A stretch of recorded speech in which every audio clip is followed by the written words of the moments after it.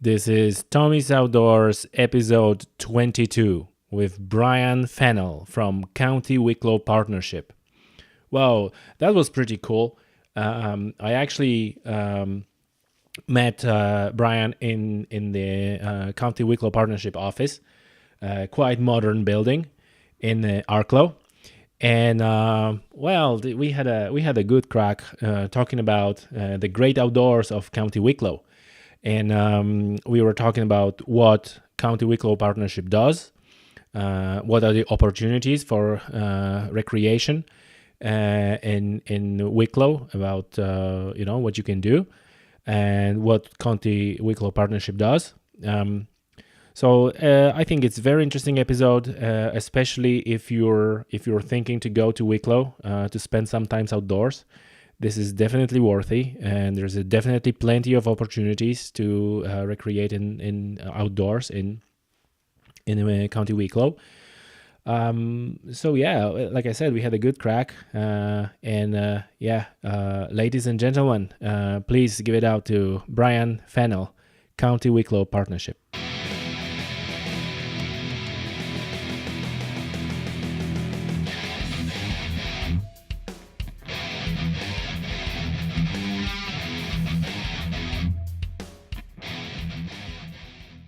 Hello, Bryan Fennell, Rural Recreation Officer for County Wicklow Partnership. How are you, Bryan? I'm very good, Tommy. How's it going? Not too bad. I gotta tell you, you have probably the coolest job title I recently heard. It's quite unique. Yes, there's 12 of us in the country. Oh, really?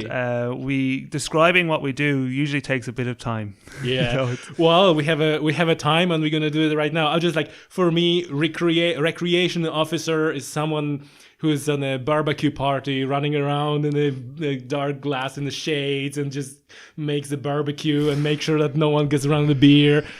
Yeah, that's not what I do. I absolutely wish I did, but no, very much not what I do there. Okay, listen, so maybe we're going to start with, you're going to say a few words about yourself and what is County Wicklow Partnership and what is that you do as a rural recreation officer. Yeah, so the easiest place to start is with the County Wicklow Partnership. It's a local development company that we work to engage with the local communities to better them. We run a series of department programs such as TUS, which is an employability program. Mm-hmm. We run the leader program for County Wicklow. Mm-hmm. We run child and family services. We do farm. We help with rural social scheme, which is a help with income for low income farmers. Mm-hmm. So we provide, we run a series of schemes through that. And then we also run the rural recreation program for Wicklow. Right. And that's where I come in. I'm one of 12 rural recreation officers around the country. Mm-hmm. And our jobs primarily revolve around the walk scheme, the national walk scheme. Mm-hmm. So you've probably heard of this before, where landowners get paid for maintaining routes that go through their lands. Mm-hmm. And I'm part of that process. I administer that sort of payment for Wicklow. Okay. Can you tell a little bit more about this scheme and how does it work and where the idea come from? Well, the scheme's been around for over 10 years now. Mm-hmm. It's a government scheme. The idea being that to enhance the trails that are already there, the likes of your national trails, the big ones, so your Wicklow Ways, your Kerry Ways, your Sleepland Ways, the ones that have been around for quite a while. Mm-hmm. And to engage with the landowners there so that they would be the go-to people for maintaining the route, picking up rubbish along the route that goes through their land, clearing drains, trying to clear back vegetation in the summertime, painting the way markers, and fixing those small jobs that seem quite simple, but when it's across the whole network, if the whole network of trails are in bad repair, then we're not going to get people using them. So the whole point was to utilize the farmers who are living on those lands to maintain it as it goes on. And they're getting paid for that They get paid an annual payment, through this scheme. Now it's not a massive payment, but it's very much a thank you to the landowners for for keeping the trails in good condition. Okay, and then people who are using those trails, is it like they need to stick to the trail, or is it just access to the land in general? No, Or is it like a farmland? There's a cattle over there, and there are people just primarily we would ask people to stay to the trails because it's a designated route. And a lot of these trails that I deal with are true farmlands where farmers might be nervous of people wandering. Yeah, you know, exactly. So we do our best to try to keep people on the trail. Okay. Because then the impact on the land is actually minimized then as well. You know, if people are free to wander where they want, then the what's known as trail creep is where the trail starts to grow and grow and grow, like what's happened in like Crowpatrick. I don't know if you've ever been up the side of Crowpatrick, but you can see the trail from Castlebar, which is over 30 kilometers away. Yeah. Like, to see a trail from 30 kilometers away, there's something wrong. You know, it's it's if people are just widening and widening the trail every year. So our idea, the whole idea behind the walk scheme, is to try to develop sufficient robust trails that will stand the test of time, but also give access to unique areas and unique landscapes. Okay. The Wicklow Way is primarily my role, so I look after the private landowners on the Wicklow Way. I administer the payment for them, and I'm point of contact for them if they have any issues. If they, you know, if there's a massive amount of rubbish that's been dumped on their land, or if there's issues with dog control, or issues with people camping in areas that they shouldn't be camping, or wandering to, you know, my role is to be that point of contact for the landowner, so they're not just getting angry for no reason, that they actually have someone to go to, and we can try to resolve that issue. Okay. And then also you're making sure that those trails are kind of like a one network, so the trail on the land of one farmer kind of matches the end of that trail, matches the start of the trail. Yeah, so there's consistency across the whole network, that if you start the Wicklow Way, that you know what sort of way markings to follow and what sort of how the trail will be. It's not suddenly getting worse as you walk into some farmer's land, or some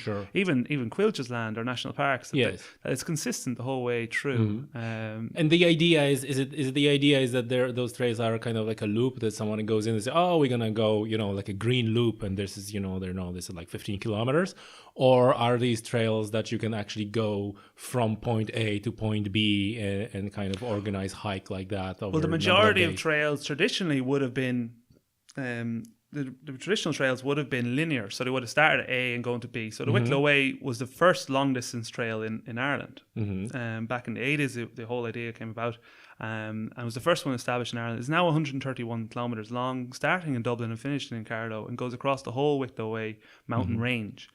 And that was a linear trail. Now, in recent years, more and more people are getting into walking, and it's becoming a tourism attraction way more than it ever was in the past. Yeah. So, Fáilte Ireland in early 2010, 2011 encouraged loop trails more so than linear trails, because they discovered the feedback they were getting back was people were travelling to Ireland, they were having a good time, but they needed two modes of transport to do a trail that was already there. They had to park a car in Dublin and a car in Carlow, and do a transport sort of thing between them. So they needed two cars, where now there's a lot more loop trails around Wicklow and all over Ireland, where people can arrive in one vehicle, do a 30-kilometre loop, and come back to their car at the end of the day. And that's kind of the shift that has come about in recent years. Yeah, that's true. So there previously were, like, for the hardcore hikers who are willing to go with a backpack and kind of. And tell me, those trails, are they also for use by, for example, mountain bikers and all sorts of it, or is it like these are primarily walking trails? Primarily walking trails is sort of what we work with,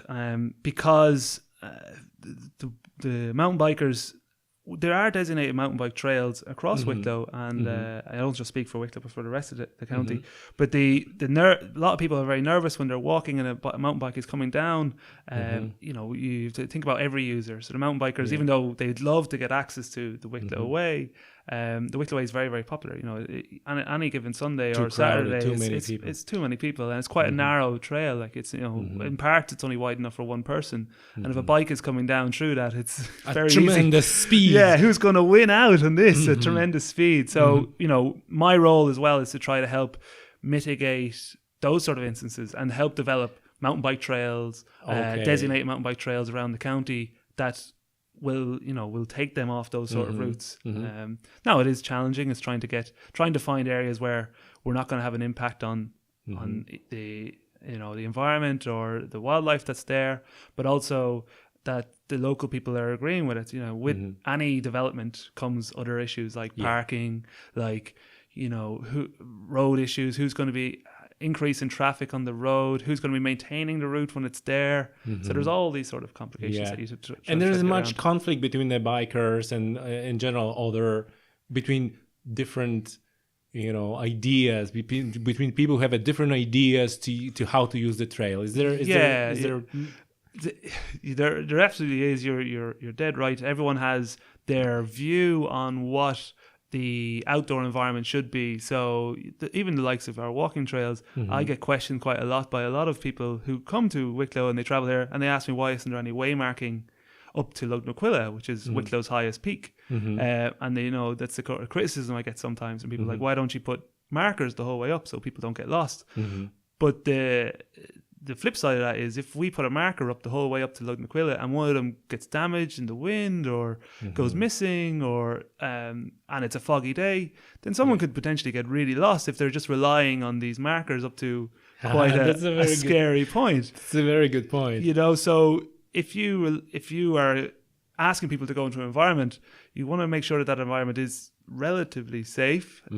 Yes, hill walking is a dangerous sport, as is mountain biking and all the other ones that take part in these environments. But it's trying to find that balance between having a designated trail in the most suitable environment, that you can get those high peaks, as per se, those vistas, but not risking people's lives if they rely heavily on the way markers and don't actually know how to navigate at the end of the day. That's a very interesting point, because when I was doing like a hill walking or kind of in the mountains in other parts of the world, especially in Poland, I kind of got used to having markers, and like I said, they're markers, and every now and then there's an arrow saying 5 kilometers to go, whatever, and then when I start hill walking in Ireland, it was like, gosh, it's like completely wild. There's even no trail there. You just and my first attempt was kind of funny, because there was a way, like a path, and I kind of walked in, and I had on the GPS. So I had on the GPS the point. I was like, well, there has to be a trail somewhere, right? And the trail, I was like, I passed one point, on the other side, it's like, no, there's actually no trail. You got to go there, right? And my initial was like, oh, damn it, why is there? And then after a while, I kind of got like, well, that's actually cool, because then another complaint I had before was like, well, it's not wild enough. It's so civilized, and you have all those arrows and markers, right? Yes, yeah. So that was my complaint. Now when I had this no markers, no trail, no anything, my complaint was like, why there's... So it's like, okay, I gotta check myself, right? It's actually cool, and I just proceed on that. So you're right, and this is a very interesting point, and I never thought about that. Well, if you look at even like the sort of the Chamonix, the Switzerland sort of style, you have way markers to the top of 4,000 meter peaks. Yes, but yet at all the trailheads there, they insist that you bring a local guide.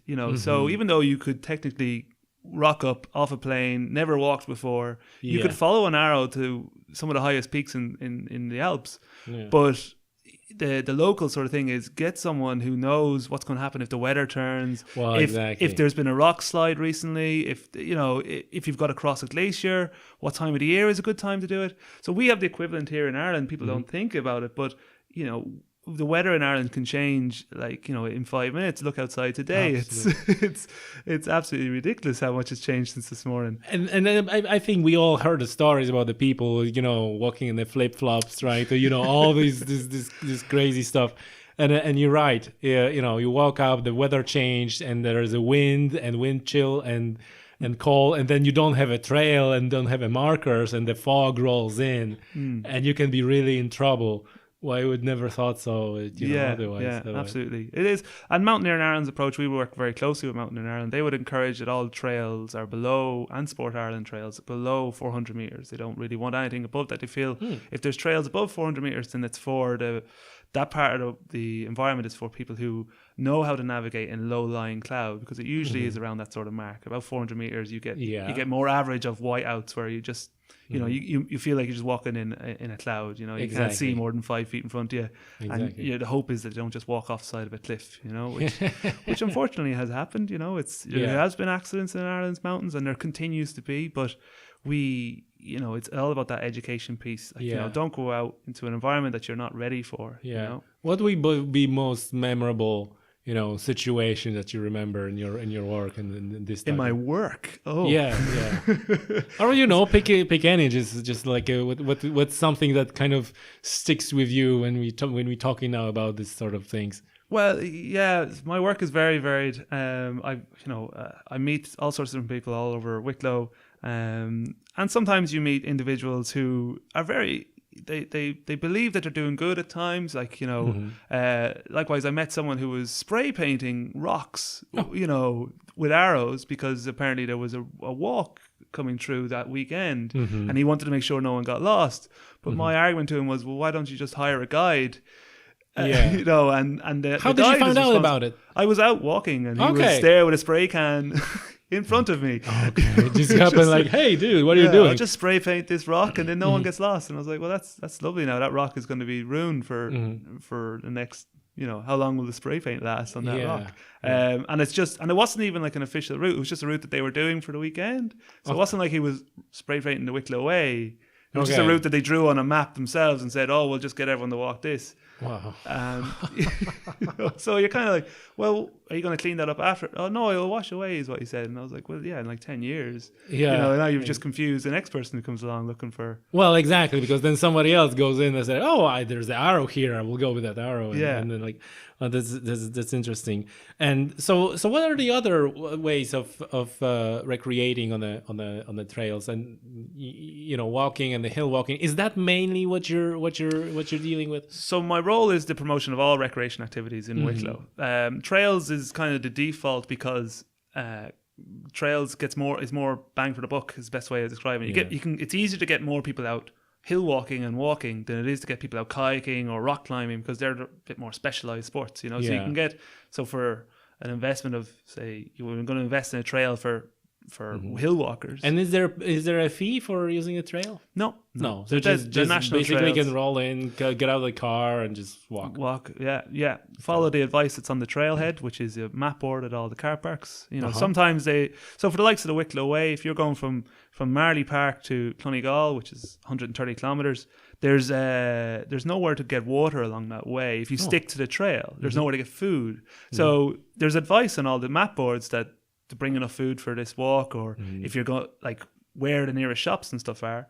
But you need to prepare for that, because sometimes people just rock up and they go, oh, I'll just follow this marker, and then 2 days into it they're starving, there's no water. They're kind of like, why is there no water? Compared to the Camino, where everyone, you know, if you've ever walked the Camino in Spain, every second house is selling something to people who walk past, be it, you know, Coca-Cola or bottles of water or toothpaste or whatever it is. Someone's always selling something at Camino. Wicklow Way hasn't got that. It's a bit more wild, which is great. And that we get a lot of walkers from Europe who come here because of that. They love the wild experience. And it was designed like that. It wasn't designed to go through villages. It was designed to be up in the uplands and to be away from villages. Now, it's close. It does get within 2-3 kilometers of villages as it goes along. But unless you're keeping notice or you have a map, so in other words, you need to plan. You need to plan. You need to know. You need to know. So how to tell the trail where you can just, you know, go on a Sunday walk with the family and be all right versus the,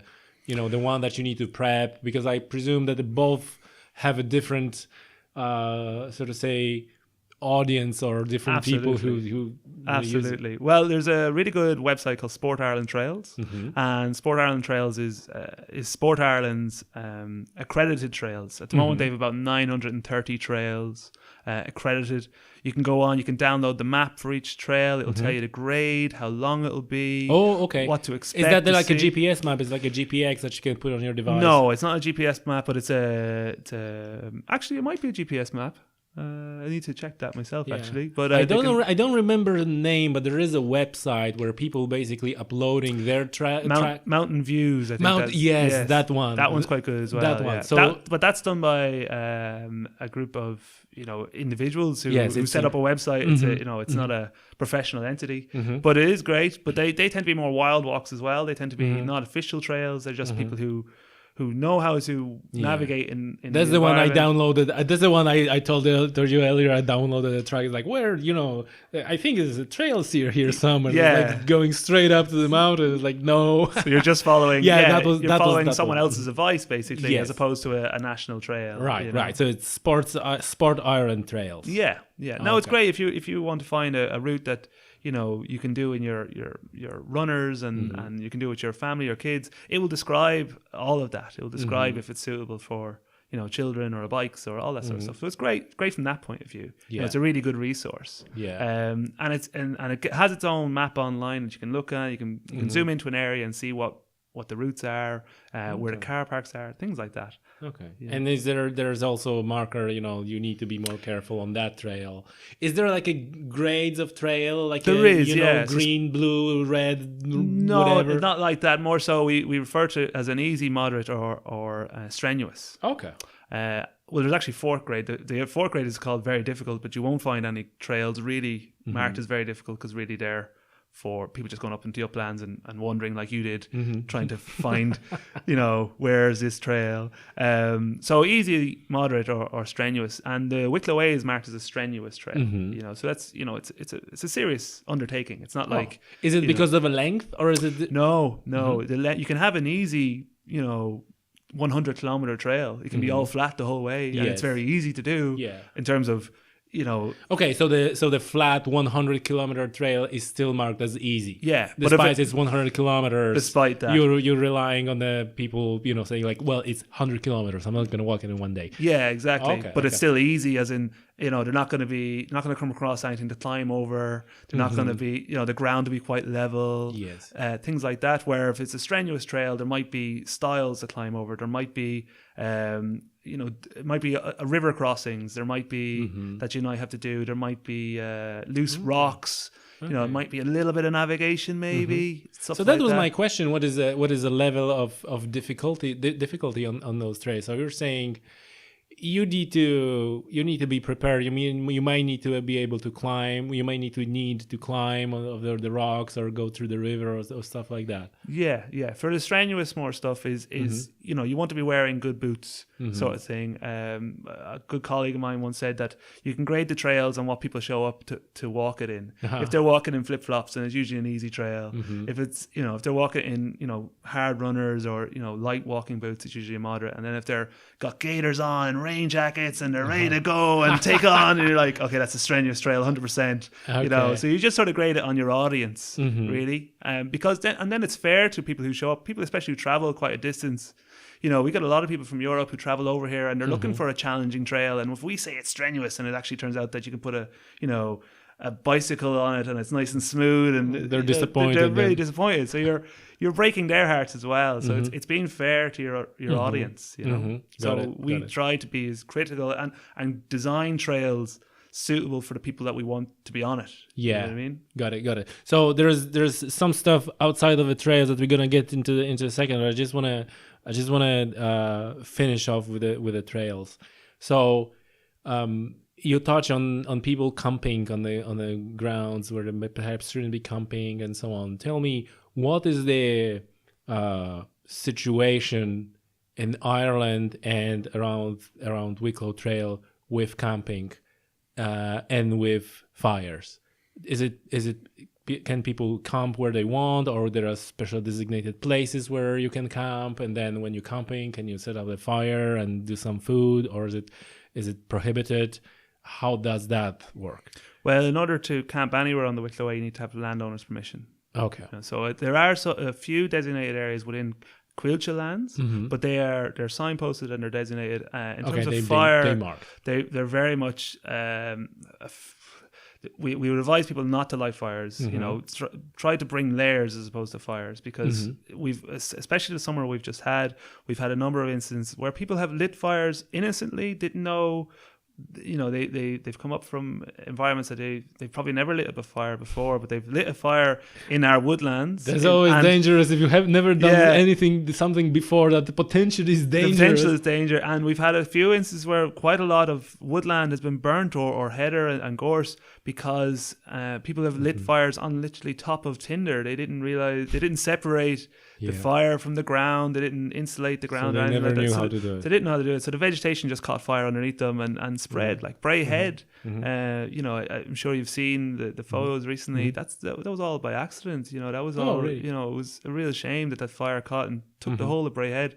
Now, in the flip side of that was we found the old air sign that's been missing for years and no one knew it was there. Yes, I saw that. There's a flip side of that, but it's very disappointing that was an innocent bystander and people's lives are really at risk because there's a lot of houses around there. And that was just someone out camping or having a nice time, and they lit a fire because we all like that idea of sitting out in front of a fire, maybe with a guitar, by your tent, and really like that's the image that we all want to achieve. Yeah. But if you don't know how to separate the fire from the ground safely, and you don't know how to do these things, then you're posing a risk to everything. Yeah. It's a real shame. So this is really like with everything, if you know what you're doing. But as far as the law goes, is it permissible to have a campfire, or is it just no? It's you need to have permission from the landowners. So from the landowner. Yeah. So, okay. So the national parks or Cuilcha will pretty much demand permission, and they usually won't allow it because they're just afraid that people don't know what. So in other words, it's not allowable because most people don't have a permission. Unless they know the landowner. So you said about wilderness. So tell me, how wild is that wilderness with relation to Wicklow Trail? Is it because when you see, at least this is the picture I have in my head when you're talking about camping and the fire, you probably day walk from any signs of civilization. That's not really the case, right? So how wild is wilderness around Wicklow? Well, so you're in Ireland's largest mountainous region. So we have 500 square kilometers of upland region. So it's above 300 meters. So it's a massive region, the mountain region of Wicklow. Yeah. There are points where you're never really in Ireland. There's never really a day's walk from civilization. You're never really. Yeah. But still, some parts of the Wicklow Way, you might be 2 peaks away from a road. You know what I mean? So you might have to... Which is a lot. You might kind of go, I know I'm close to road, but I've got to get over these 2 hills. So if you've hurt your ankle or something, it's it could be a long way back to a road. So wilderness is the eye of the beholder sort of thing. You can, like for me, I spend a lot of my weekends and stuff and my time off, going to different parts of Wicklow and exploring. And you can go places where you just don't meet anyone, and it's just lovely, and it's just really nice to, even though we've 1 million people living on our doorstep in Dublin who all use Wicklow as a playground at the weekend and come down here, and that's great, and they contribute to our economy massively. But you think that we would see more of them when you're out walking some of these wild places, but you don't, because they all go to the popular places. They go to the Glendalochs. On the easy trails. Yeah, the easy trails, the Glendalochs, the place where they can pull up and get out and walk 100 meters and then walk back to the car. Okay. But if you go exploring a little bit in Wicklow, you will find these pockets of strenuous trails, strenuous areas, but not even like I have a 5-month-old child, and through the heat wave in Wicklow, we a few times we went to these wooded areas in the national parks where we met no one, because it was just it wasn't the beaten track, it wasn't where everyone goes. It was just really nice. It was I was able to find a river spot area for me and my family. To chill out with our hammocks over the summer in the sunshine by the river, go for swims, and no one came around by us. It was lovely, and that's what I like about Wicklow. You have these secret little pots. I'll share them if anyone wants to know where they are. It's no problem. But but it's a really diverse county. You have everything from seashore cliffs to long sandy beaches, to upland lakes and corries that no one knows how deep they are, to these very majestic rock outcrops along, around sort of central Wicklow area, Yeah. So it's And is gorgeous. all that land is it all privately owned, or is it Quilcha managed? Like, these places like you're describing, there is a river and there is, it looks like it's complete wilderness. You don't have people. Is that also private land? Like how does the No, ownership work? all those areas I'm describing are national parks. We have a This very is big national national park area. Okay, so in this is Wicklow. all national park. So this Yeah. is owned by the state. Yeah, Okay. absolutely. Okay. And then people are free to recreate there and Yeah. just. Okay, so this is provided they do so in a environmentally sensitive manner. Not So is that like a designated area for recreation for people? Is that how it's defined? Yeah, absolutely. National parks are for the people. They're sensitive areas. Yes, there's a lot of wildlife there that we try to mitigate from people impacting on. But quite a lot of people roam these national parks. They you can walk up around Juice Mountain or up around near the Lugla Estate. There's some fabulous areas that you can really feel disconnected from the world, and like if someone turned off your phone, you wouldn't have any way of contacting anyone else. That sounds very good. I tell you this much. That sounds very good. Listen, we're gonna come back in a second into the wilds of Wicklow and into subjects related to wildlife. But you mentioned that outside of the trails, there are also other options for recreation for people. What are they? Well, that's really what you're into. Wicklow is it's known as the Garden County of yeah. Ireland. It was only a couple of months ago when I learned that this is the name. It's our Garden County, and that's and when I was growing up, my garden was a place where I went and done everything. I played, I ran around with my bike before I could ride it. I ran beside it. I done all sorts of different things in my garden, and I pretended I was on a boat and all these sort of things. And I think Wicklow is Dublin's garden in that sort of sense. We have a million people that every weekend do all sorts of different things. We have everything from paragliders who run off the side of Black Hill in Blessington, and they're hilarious to watch because you're like, they're going to die, and they don't die, and you're like, yes, and they go over Poulafuka Reservoir. It looks amazing. It looks so calm and relaxed. And then you have these guys who are doing these long distance road biking. They put away 100 kilometers on a day, and they go, yeah, that was nothing, and you're just like, look at them going, yeah, okay, yeah, you just went over, the Sally Gap and then Wicklow Gap, and you look like, you just got out of bed. You're so relaxed about it. Yeah. And there's some serious road biking areas, and and even if you're not into road biking, we've got some pretty good mountain bike that's owned by Quilcha, and they let people use it, or we've a company called Fat Bikes.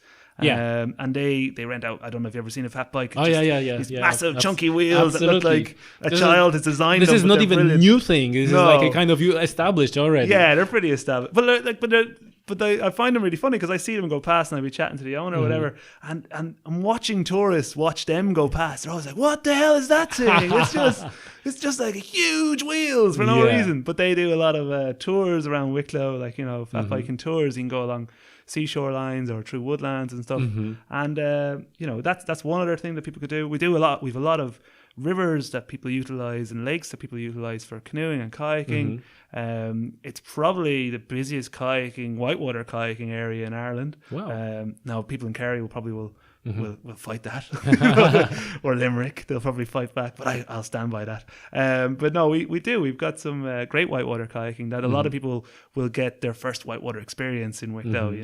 Be it kayaking or rafting or whatever. And if people want to try any of these, can they find that through, again, Sports Ireland Trail? No, this is just the trails, or through County Wicklow Partnership. How to go about it if someone wants to explore? Yeah, so we have a really good group called Wicklow Tourism. They develop every year a map of activities. Actually, you got one there. You can take it home with you. Oh, perfect. But they have our brand for Wicklow is Wicklow Outdoors. It's a relatively new brand, but we have a website built on top of that. If you Google Wicklow Outdoors, it comes up as a website through Wicklow Tourism. And the idea is it's one place where you can go and you can decide on what sort of activities that you want to do, be it a hardcore extreme activity or if it's a low impact, gentle walk or cycle or even just electric bike rentals or something, And there is a variety, and that one website will show you sort of what's what's to do in the area. Okay, and what is the involvement of County Wicklow Partnership in those, or is that something that you're working with those people who are providing those activities, or is it kind of outside of your? We do our best to resource all these sort of programs whatever way we can. So if we know of a funding stream that's coming online that might suit, Wicklow Tourism to do a promotional piece, or just get maps designed, or get new flags, whatever, we'll pinpoint that towards them and push it towards them, kind of go, this could work for you, make sure you get your application in. That's what the County Wicklow Partnership is about. It's about helping communities and groups that benefit Wicklow to highlight that there might be a funding stream there for that. We'll help you with that. We'll sit down with you and fill out the application forms and so in other words, if I'm in the area and I'm a landowner, or I'm a certified skydiving instructor, what would I do? would I just give us a call? Okay, and then if you can work with, even if you have a particular idea, say you and this is the same not just with Wicklow Partnership, but they're known as leader companies, is what a lot of people would know them as over the years, but they're all over Ireland. They're in every county. Some counties have more than one because of the size of the counties. Yes. There's two here in Wicklow. We've Bray Area Partnership, which looks after the Bray area, and in the Wicklow Partnership we look at everywhere else. And we help resource community groups or individuals who want to do a project that benefits their area. It could be opening up a coffee shop that's like a drop-in coffee shop. We've had people come with us with stuff like that, where the community might run it, and the whole idea of it is it's like a social coffee shop. So someone volunteers to have the shop open on like a Monday or a Tuesday. They don't get paid to be there, but then the community has somewhere to go and socialize and and chill out. And these are for like small little rural environments sort of thing, as opposed to a big town or area. And we like that. If anyone has an idea that's unique or different, and they don't know who to approach about getting funding, the local development companies is usually a really good place to go, because even if you don't fit into our bracket, we'll know you have a different avenue to go. It's quite good. Got it. That's great. Listen, so we covered a lot of activities that can happen. Now let's go back to the wilds of Wicklow. And you mentioned wildlife and protection of the wildlife. Can you talk a little bit about what wildlife and what animals or what sort of habitat is in Wicklow and how it is being protected and Well, I work very closely with the national parks, who are the leading body for the wildlife protection in Wicklow. I will never claim to be an expert, but I very much respect for what they do there. We're very known for our deer. We've an awful lot of deer in Wicklow. Yeah, so I was wondering, are there any active initiative for protecting wildlife and protecting areas or habitat? Or is it management more of a kind of to prevent the conflict with farmers and so on? Well, a majority of the Wicklow Uplands area is under national parks sort of area, so it's protected under those guidelines. They have rangers in the area that go around and make sure that the animals are protected, that their nesting is okay, if they're wild birds, if there's no illegal poaching going on or hunting or anything like that, because there is hunting that goes on in Wicklow, but it's usually under license and usually under very controlled circumstances. I know that the Wicklow Uplands Council is currently engaging with a new 3-year study on how to manage Wicklow deer and how to ensure that any hunting that goes on, that the hunters are selecting the weak ones or the injured ones. So there's a selection going on. It's a selection process, not just going out and trying to get the biggest one. Because it's not sustainable that way. We don't want to remove all the wildlife. We don't want to remove all the deer. But if the deer is equally as frustrating to landowners, especially private landowners who are around the national park, whose their livelihood might be eaten away by the deer. Grazing competition with cattle and sheep and then also forestries can be damaged by a deer. Absolutely. So this type of activity, I suppose, that's not something that County Wicklow Partnership is dealing with, but you're kind of cooperating with the bodies that are taking care of the wildlife, because you mentioned earlier in the beginning of the podcast that one of the things that you're doing, you're making sure that there's no conflict between the wildlife, or the wildlife is not negatively affected by people using trails. Absolutely. We design trails and all our infrastructure to make sure that it's not bulldozing through an area that's very sensitive. At the moment for an example, the Blessing Greenway, I'm involved with that. So the proposed loop is a Blessing Greenway loop around Pulafuka Reservoir. It'll be 46 kilometers of greenway. Wow. But there was an ecological study done on that to make sure that this trail won't have an impact on the birds that nest there during the winter, because we get a lot of Icelandic birds that come down and nest on Pulafuka. But it turns out that there's going to be no impact there. But we're very sensitive to that process. To make sure that no potential ecological impact will happen. Okay. And have you in your work have many incidents, let's say, of where wildlife was abused in any way, or where you have to intervene and do something? Thankfully, not to date. Okay. So it's been pretty positive. Now everyone is sensitive to wildlife. You've got people who are very passionate about making sure that every wildlife has a right to live, and no one gets culling is a bad thing and all this sort of stuff. But if we let everything run, there's no natural predators, unfortunately, in Wicklow. So the deer is always going to be that big problem. There's nothing to hunt them. So they're going to, if they're allowed to run riot, they will run riot. Yeah. So this is interesting. Because you mentioned hunting, and Wicklow is known for like a hunting destination. So there are some I suppose outfits or guiding operations going on in Wicklow. I believe so. I believe some of the hotels would have their own connections, local connections or whatever, to establish that, to buy the rights.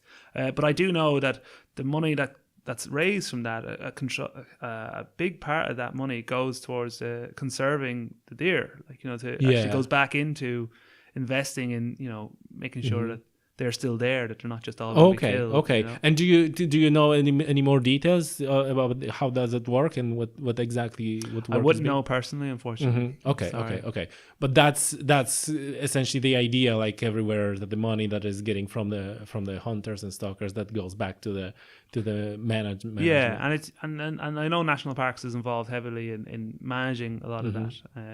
Thankfully, we now have a person employed through the Wicklow Uplands Council, which is a separate entity again, to study the long-term impact of managing the deer and how to manage the numbers and how to do selection and all that sort of stuff. So in 3 years from now, I know they only started this a month ago, they only employed this person, but for 3 years from now, we'll have a process of dealing with the deer in a sustainable way. That's not going to be that the selection is going to be the most humane way of selecting the deer. And is there many problems with a deer in Wicklow? Yeah. Okay. Can you elaborate? I mean, the deer. Apart from we've a lot of traffic accidents caused by the deer, because how typical. So the insurance company doesn't. They're going through the roof. But no, it'd be very rare, and I've had a few instances myself where I've been driving along the Wicklow Gap, and the deer jump out in front of me, and I very astutely avoid them without causing accident to anyone else. But no, daily you will see a dead deer somewhere on the Wicklow Gap or Sally Gap from hitting cars. And is those so-called problem animals? Is it mainly due to the car accidents? Or is it also kind of also conflict the farming? with Massively. Farmers have to compete against the deer a lot. The deer are very good at jumping fences. They're very good at entering areas that they shouldn't be in and competing for food. Especially this year, since all the food had dried up so much, they had to come further down into the lowlands to get a bit more grazing. Because normally they're kind of keeping in the mountains. Yeah, in the summer times they stay in the mountains. In the winter they might come down when the snow cover is on. But this year they've been down quite a lot because the farmers have been irrigating their lands to make sure that their crops grow. But then deer are coming down too. Yeah. So the idea is to put some manners around deer management, I suppose. Put a system in place. Because so far, as far as I'm aware, and you can correct me here, that the rules that are applied in Wicklow are pretty much the same as in the entire Ireland. So in other words, you have a landowner permission to access the land, and then you have a deer license, and then off you go. And you can shoot whatever you want. So this is so. Is that how it worked to date in Wicklow, or the rules are a little bit different? That how it works on the private sort of land sort of Yes. thing. But Yes. But the national parks, I believe, have their own sort of internal system that they try to get everyone to abide to. Okay, and the national parks, this is not a land owned by Quilcha, right? No. Okay. So Quilcha and national parks are very different entities. Very different. Although a lot of people would believe that they're the same, they are very different. And Quilcha have they're a national forestry commission. Their job is to make money off timber. And in recent years, they have allowed recreation within their woods. Up to 20 years ago, they probably wouldn't have. Yeah. But they've been very amenable. Quilcha, I understand that they're a business to make money off timber, and people have unfortunately, because of the recreation side that they've allowed people into their woodlands and let people roam, people have started to associate Quilcha and national parks as one entity, and they believe that if they they've a right to roam everywhere on Quilcha's lands, but it's not the case. They're being very amenable is the best word to describe Quilcha, and I hope that relationship stays. I hope that they continue to allow people to enjoy their recreational areas and not abuse them. But if people continue to go in and light fires in areas that they shouldn't be lighting fires, Quilcha could tomorrow say, actually, no, we're going to close up shop and all our woodlands across the whole area is out of action. You can't roam anymore. Yeah, got it. So okay, that's good. That's good to hear that there's some plan for deer management and so on.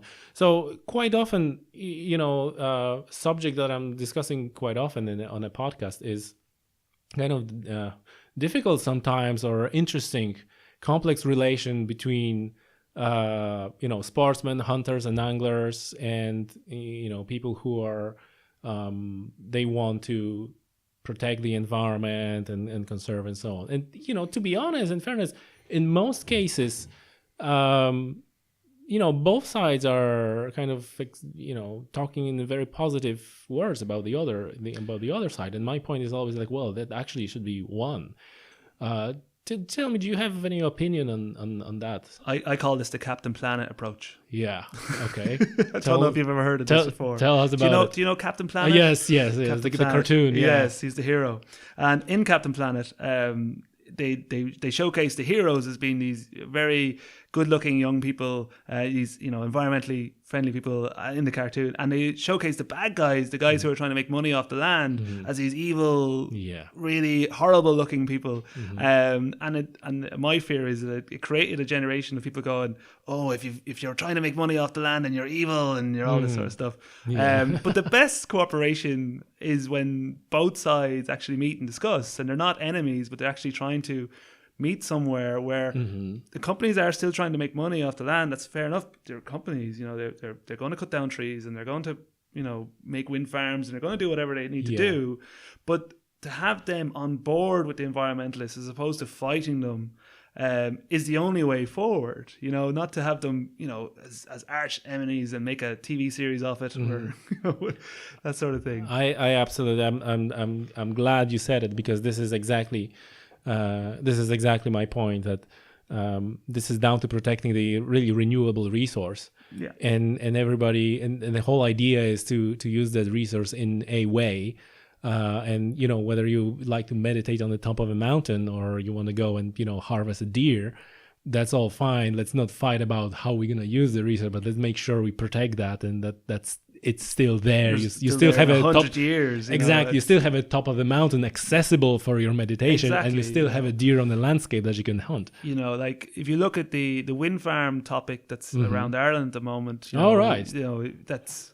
Please. I know I opened a can of worms here. Please lay that out for listeners. The wind farm topic, where people want renewable energies and they want a greener environment, a fresher air for their children, but yet they put up objections to a wind farm being in their backyard, or on the mountain that they've seen over the years. Don't get me wrong, I don't want to see all of Ireland covered in wind farms. I don't want that. But there has to be some middle ground somewhere where we can create these environments where it's I personally, I like walking up to a wind turbine on a hill, you know, and touching it and feeling part of, you know, kind of go, I can walk up to this wind turbine and no one's saying run away. If I did that with a nuclear power plant, I'm sure someone would be be running me away. That doesn't mean that I want to sell out every hill in Wicklow or anything like that. I just, you know, there has to be a discussion instead of just a blanket no everywhere. Let's try to so we all want renewable energy and not coal, but then if you build the renewable energy, like no, not in my backyard, right? So what are the most often raised concerns when it comes to the wind farms? Well, people are sensitive to their family view. You know, they've grown up in their family house for years, and they've looked up at this mountain, and it's been there, and it's been untouched and spoilt and wild. And then so this is kind of like a visual aspect. Yeah, I think a lot of people are very concerned about that. Other people are concerned about the potential noise that might be there from a wind farm, or, you know, fearful that they might lose their Wi-Fi, as another person I've said. Oh, really? You know, they've said that the signal is going to disturb it. I'm not sure, and I don't know the science behind it. Yeah. You know, but the blanket no all the time is it's gonna be difficult to shift people. You know, and don't get me wrong. If there's a certain hill that someone wants, if a wind farm wants to put a wind farm on the side of one of the hills that's on the Wicklow Way, I'll be very much trying to talk to the farmers and understand their point of view and coming from their point of view. You know, but you know, it's about developing things sustainably and not having you know 100 wind farms up the side of a mountain. Or something, you know? No, that's you know, I can understand the kind of aesthetic visual aspect of it. Yeah, I obviously I can understand that. But then, like you said, the alternative is probably worse.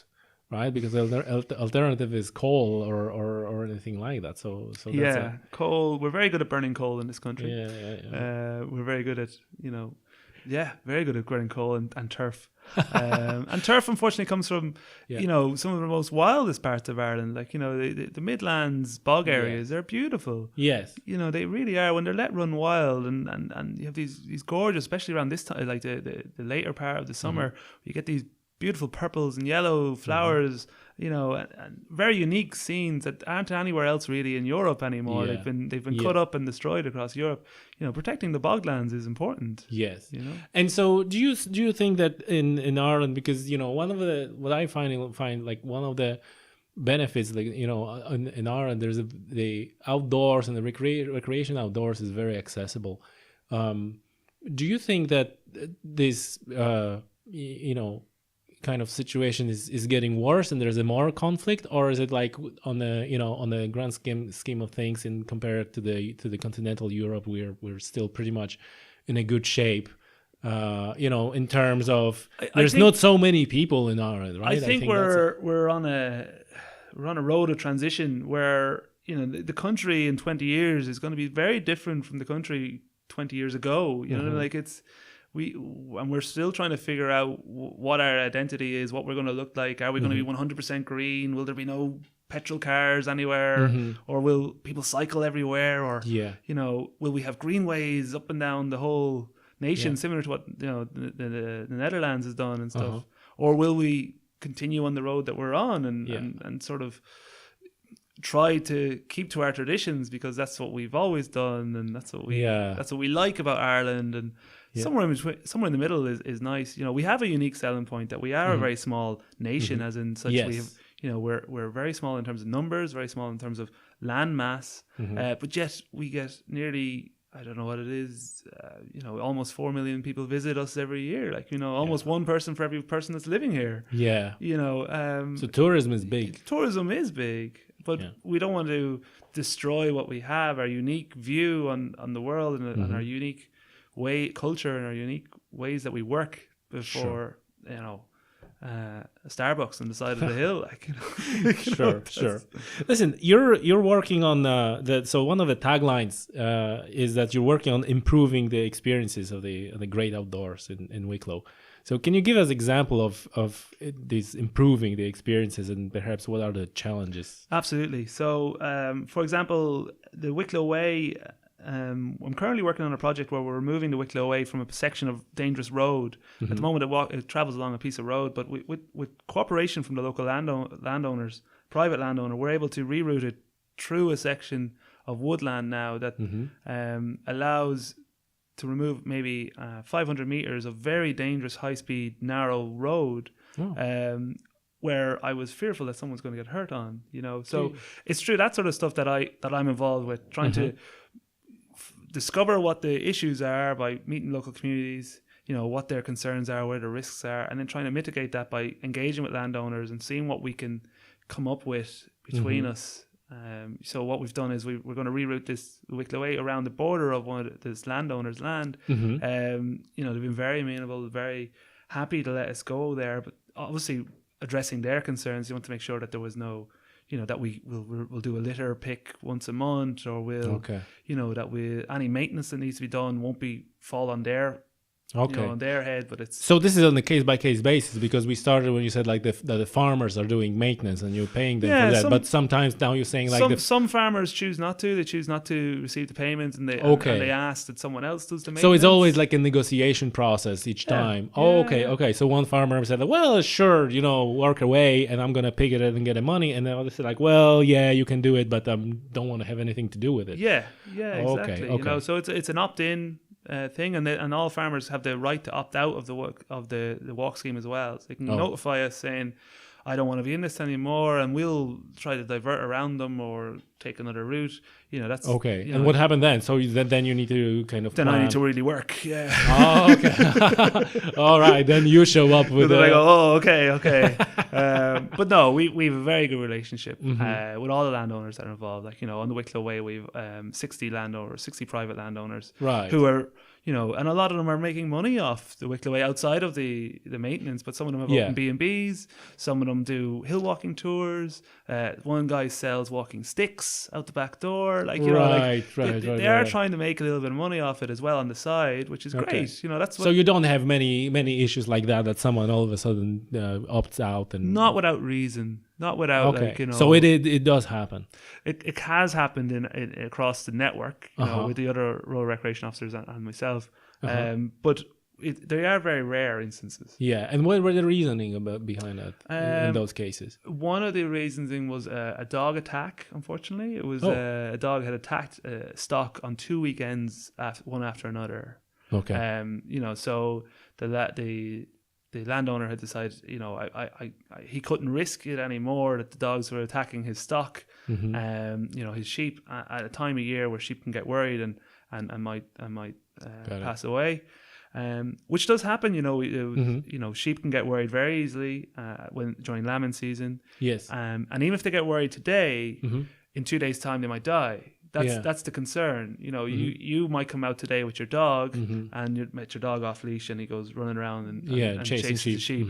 But in 2 days' time, when that person is left of the dog, the sheep might pass away from stress. Really? And that's I don't know how much you know about the sheep biology, but I'm really interested. Like, what is the process? Why sheep is passed away? They're just absolutely stressed. They're at a time of lambing, when they're already don't know what's going on with my body, what's this sort of thing. I would understand that the sheep gets heart attack there and then, but like 2 days later. Yeah, which is that's interesting. I never know that. It's common. Yeah. Okay. Yeah, so in cases like that, and then the farmer that's not covered by insurance or anything like that. No, that's their stock.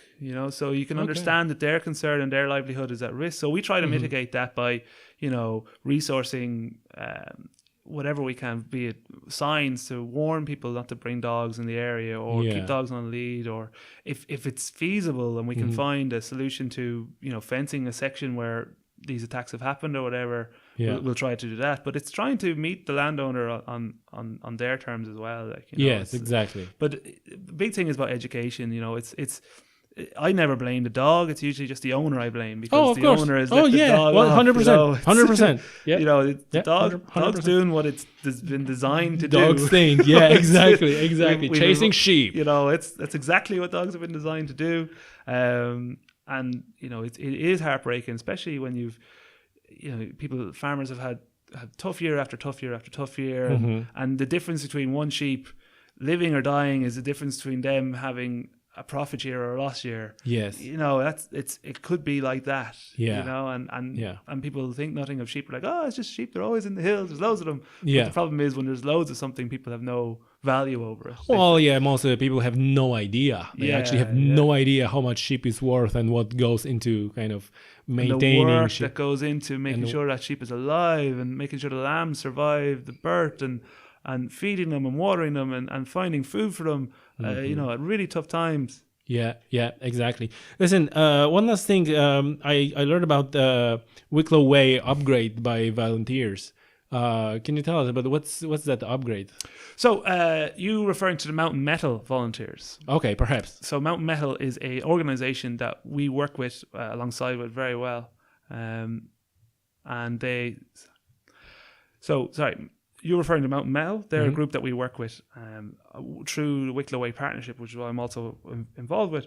And Mountain Metal is an organisation where they repair trails all over Ireland for the benefit of other people. They give back to walking. A lot of them are hill walkers. They go out on weekends. They enjoy all sorts of different types of walking, and they come out and they repair sections of the Wicklow Way for us. Now I'll resource them. I'll give them materials. Right. We'll make an arrangement. We'll design what's going to come up. Whether it be a bridge or be a stone pitch path, or if it's going to be removing water off it by building new drains. But they are the volunteers to take it on. And they're very, very professional. It's amazing to see them at it. Right, good. And the idea, okay, that's fine. Listen, so you brought quite a few brochures here. So tell us what are they? And we're gonna put the links on the website and the show notes as well. So this is one is visit wicklow.ie, county tourism. Okay, and now you have listed all the businesses, I suppose, where you can, and the map. Okay, and is this something that is sponsored by Wicklow Partnership as well? No, this is provided through the Wicklow County Council and the members of the Wicklow Tourism Group. Okay. Now we're very much involved with their everyday running because it's what we do here in the office influences tourism. Yes. So we build a good connection between this group and all the sort of private bodies. Like we would support financially a lot of these activity providers, be it through leader funding or rural recreation infrastructure funding, whatever it is, because it's important for us that there's economic growth in the county.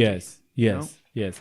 So and you have all the trails and everything listed here. Yeah, we have a few of the trails. We have a few of the big namers. Now the small ones, like we've quite a lot of trails here in Wicklow. For example, Tinnahealy, which is a small little village there in the south. You'll see the Wicklow Way goes nearby it. They have 45 kilometers of trails in and around the village. So you can stay in the village for a weekend and walk, and they all come back to the village, sort of thing. They're big loops, taking in a number of peaks around the village, which is great. And there's a few villages like that have started to really engage with it. Roundwood is another example. They've established a series of walks around the reservoir in Roundwood, which no one could ever access before. You wouldn't even know the reservoir was there. It was hidden behind all these woodlands.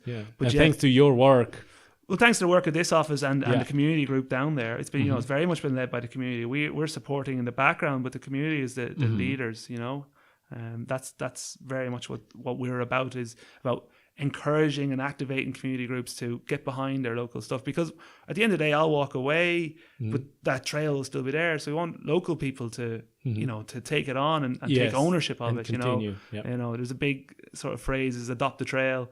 Already. This is your trail. That's adopt it. Look after it. We nice. want you to be its overwatcher. And make sure. And if the drains are blocked, then you can look after it. Because in Ireland, we have a problem where a lot of rain falls all of a sudden out of nowhere, and if a drain is blocked, it actually will come up and fill the trail, and the trail will then become the new river and erode it all away. And you might have had 30-40 grand worth of investment into that trail, and it can be washed away in one day if a drain has been blocked. It only takes 5 minutes to clear a drain, but it takes a long time to repair a trail. Got it. Listen, Bryan, tell us, before we wrap this up, if any of our listeners want to come to Wicklow and recreate and find something for themselves, what is the best way to go about it? where to start and what to do? I would check with the Visit Wicklow website or the Wicklow Outdoors website. They're both sort of similar. They interlink with each other because they're the same entity that created them. But those are good avenues to get started. There's some really good guidebooks out there that's specific to Wicklow. There's a provider called East West Mapping, and he has a guidebook for talking about the whole Wicklow Way from north to south, Yes. where to go, where to stay, what to look out to, or what avenue, if you're on the Wicklow Way, what points to actually come off it for a moment to get a different vista or a different sort of look on things. So it's, Sure. the local guidebooks are quite handy. Okay. All right. And how to get in touch with you if anyone have any more questions or anything like that? They can contact me through the Wicklow Partnership. My details are on countywicklow.partnership.ie. Okay, perfect. Bryan, thank you very much. No worries. Thank you.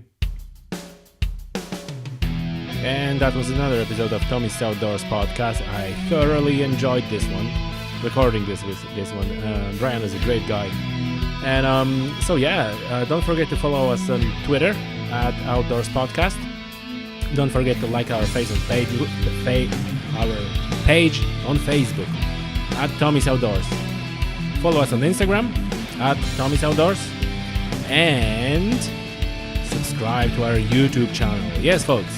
Tommy's Outdoors YouTube channel. Just YouTube it. Tommy's Outdoors and subscribe. So that's all for today. And until the next time. Bye.